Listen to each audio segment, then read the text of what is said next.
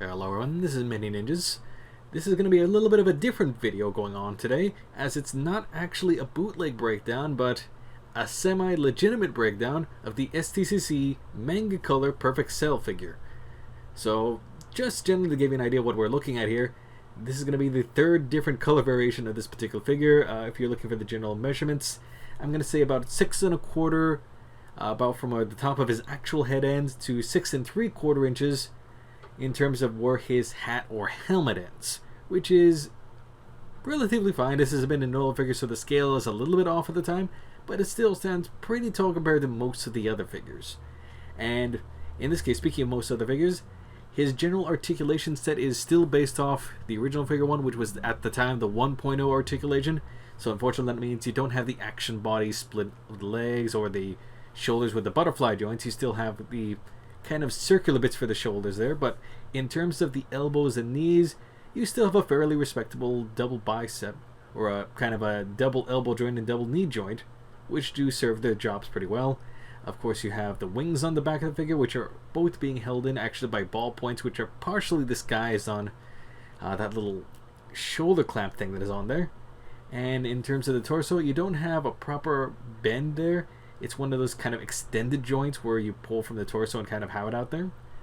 And that way you can have it kind of bend a little more than it would be able to do conservatively. Although in Cell's case, it's a little more unique because you have one extra articulation joint around the upper torso there. In terms of the neck, everything's kind of on a ball joint. The neck itself is also on a joint, but it doesn't have much range of motion. And the hands themselves, as well as the feet, are also on kind of a standard ball joint setup. So those are generally comparable to what you have in there. It's worth noting for the shoulder pads though, those are kind of tied into the shoulder joints themselves, so they're kind of held on hinges, so they don't limit the articulation too much.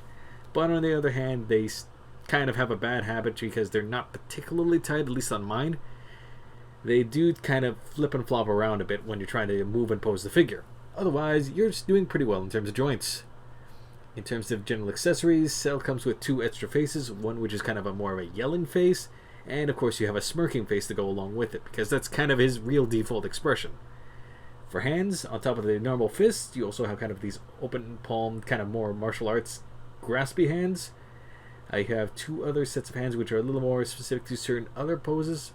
A little bit of Kamehameha pose, and actually that's probably the best way to describe it. And of course 2 open palm hands. And of course you have some crossed arms to go along with it, which are hollow at the back because they have to wrap around Cell's upper torso. Fortunately, it's all in one piece, which actually makes it a little hard to get on the figure there. You have to pull off the other arms in order to peg these ones in, and it's not always the easiest job. Now, when it comes to switching the faces, there's no real way to do that without actually removing the head, which itself is pretty easy, and thankfully not too treacherous, because the pegs on this figure tend to be actually quite good, being official figures in this case. But in order to switch the faces, you have to pull off the whole head first, and then kind of pull the face down from the rest of it, where you can probably see a little bit of the 3 pegs that were there, and then push the new face in place. Thankfully, they're good snug fits, and it's relatively easy to get the thing right back on there. It pops on there pretty neatly, but it's still a little bit of an awkward step compared to newer figures at this point. But I guess Cell's helmet kind of limits how you can do this. And as for the crossed arms, they look great when you have them on, but goddamn, they are really a pain in the butt in order to actually get them to put on there. You have to kind of bend the shoulder pegs upward in order to really make them fit properly. But once you get them on there, they're great. Looking at the separated arms, now that I have them on there, generally, like I said, you have the double jointed elbow here. The little elbow piece itself is kind of held in with that little key-shaped bit on there, and that's kind of the same how it is on the other arm too. So it keeps it there pretty tightly enough, although if you're not careful, those things can pop off. I accidentally knocked one of these onto the carpet and had to spend a few minutes in order to relocate it because it was kind of blending in things a bit and a little hard to find. But generally they tend to stay on there pretty well. The wrist pegs themselves, when you're trying to switch the hands, they come on and off pretty easily in this case. And when you put the new hands on there, they're nice and snug. You can tell you're dealing with an official figure here, which, considering the stuff I've been working with lately, is a nice and welcome reprieve. Yeah, when I was doing stuff both on and off camera in order to switch the hands, I never really felt I had any issue or was endangering the pegs by any means. But the one thing I will note is, especially on the wrist pegs, I did notice on some of them they were actually having a little extra flash, a little extra plastic on them. It didn't really affect the mobility of the figure, but it is something worth noting.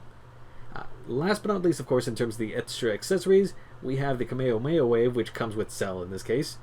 For those wondering, yes, I did realize after the fact that I actually put the Kamehameha pointing the wrong way. I did fix that later. But as you can see, everything kind of pegs into the middle of that little stand on there. And in terms of the waves that are on the side of the effect, those can only plug in one way, thankfully enough. So they're pretty easy to get put in there, and thankfully very easy to snap right back out without causing too much stress or anything on the joints holding in place. So it is easy to assemble and disassemble this thing when you need to move it around. And speaking of disassemble, here's a little bit of a partial breakdown of the figure, or at least where I could. So you can kind of see the ankles have a standard kind of double ball joint at the end there. The shoulders themselves have the kind of a special peg where you can take them on and off because you're supposed to have them for the switchable arms. Double jointed elbows, just as you kind of expect. They're the same, both 1.0 and 2.0, so thankfully they would be interchangeable. The reason you don't see me pulling them completely apart is because they're really snug on this figure. That's what it is when you're dealing with a real figure, thankfully enough. And same thing with the knee joints, without the knee pad in the place there. Everything's nice and tidy.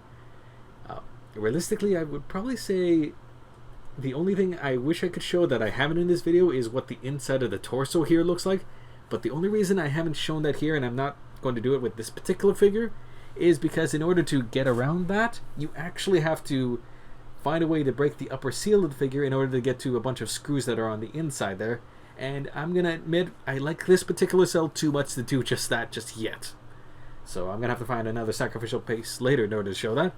But for now, just to give a general idea, yes, you have the shoulders, which have the segments where you can put in the regular arms, as well as the crossed arms. Everything's held with kind of the older 1.0 kind of circular joint on there. It's not as effective as the ball peg, a little more limited movement. You have the 3 different torso pieces for the bit there, which I'm pulling it out a little more so it's a little more visible, just to see how it looks on the inside. Mind you, it's not working on camera, I should actually tell here. But basically everything's kind of tied in the middle there to where that whole screwed setup is. And that's what's kind of holding the whole thing together. Mind you, that's also part of the reason why everything's a little more rigid, I find, and why the torso is actually kind of narrower than it really should be, which is probably one of the big critiques on this particular figure.